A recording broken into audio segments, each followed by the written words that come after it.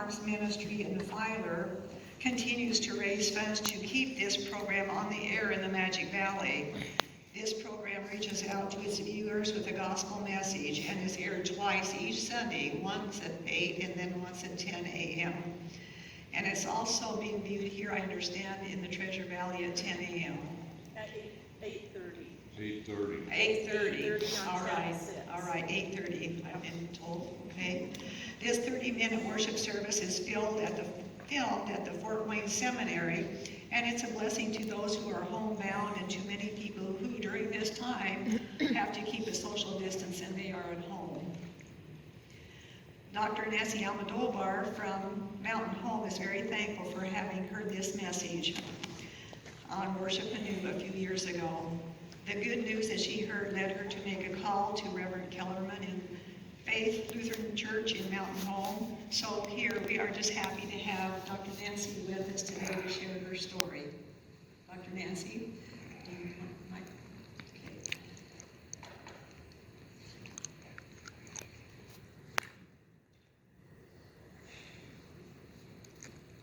Good morning, everyone. Good morning. Good morning.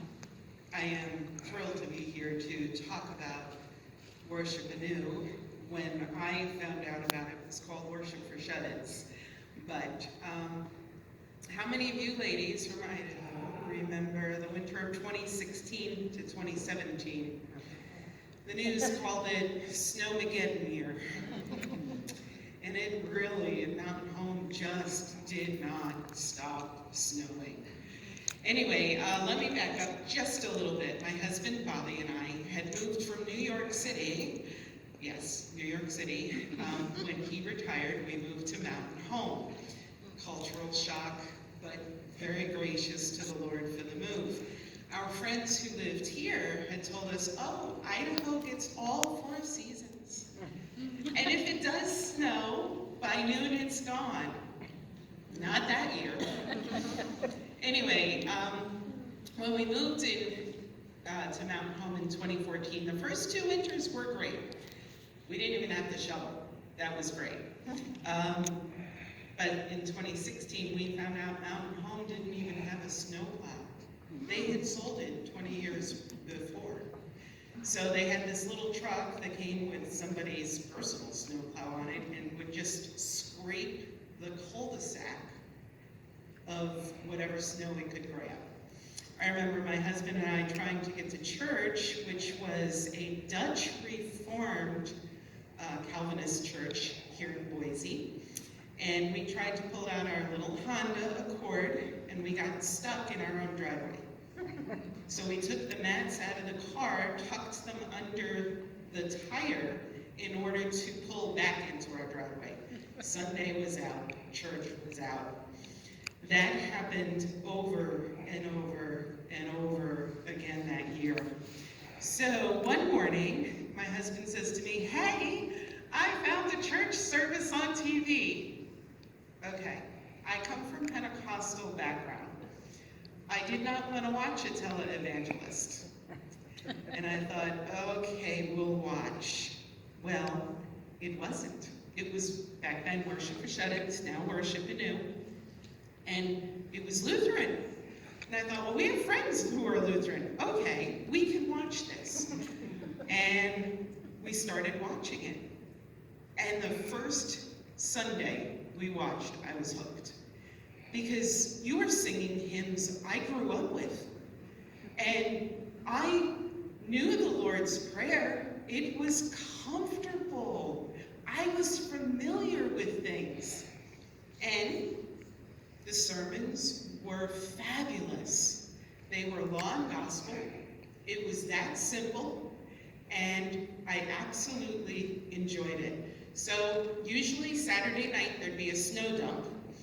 And Sunday morning we'd wake up and go, well, we're not going to church again. And we would sit ourselves down on our comfy couch and we would worship virtually.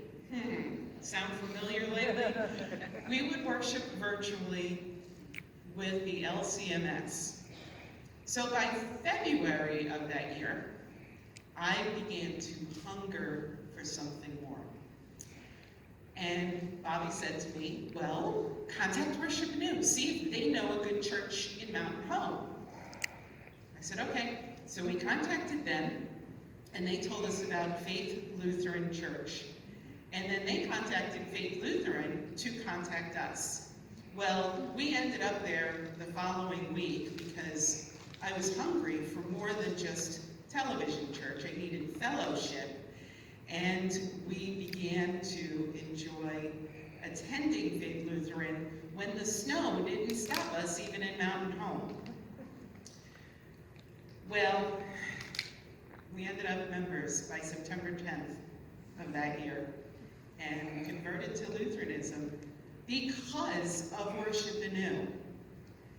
Many who grew up Lutheran may not understand the biblical doctrines you teach are freeing. They don't bind you under law. They bind you in love. And so we converted. Worship Anew did that for us. Worship Anew fed my faith. Worship Anew corrected teachings I had been given that were wrong. Worship Anew taught me that baptism saves. It's not about me. It's about what Christ has done, and it's God's work, not my choice. Worship Anew did that. Your mites paid for Worship Anew to be on TV. Here's the result. Myself and my husband. The hymns brought me joy. The prayers and creeds connected us to the church historic. The sermons fed us in a way we'd never been fed before, whether at a charismatic church or Dutch Reformed. Sure enough, the bad weather kept us home. God did that. He kept us home so that we could find true freedom in Christ. My husband and I are examples of what your mites, your coins, your change does for people.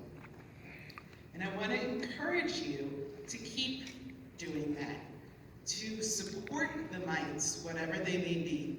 You may not ever see the result on this side of heaven, but you will when you get there. One of the things I was asked to do after we converted to Lutheranism, because we had a lot of evangelical, Dutch Reformed, Calvinist, and Pentecostal charismatic friends who were looking at us going, you did what? You became what? And we said, we became Lutheran. And so the full story is in here, the accidental Lutheran. We didn't come to Lutheranism on purpose. It was accidental. Or, as my theology teachers and professors would have taught me, providential. But it was God. But it was your mites supporting Worship Anew on television that enabled us to really hear good news through Worship Anew. So I want to thank you.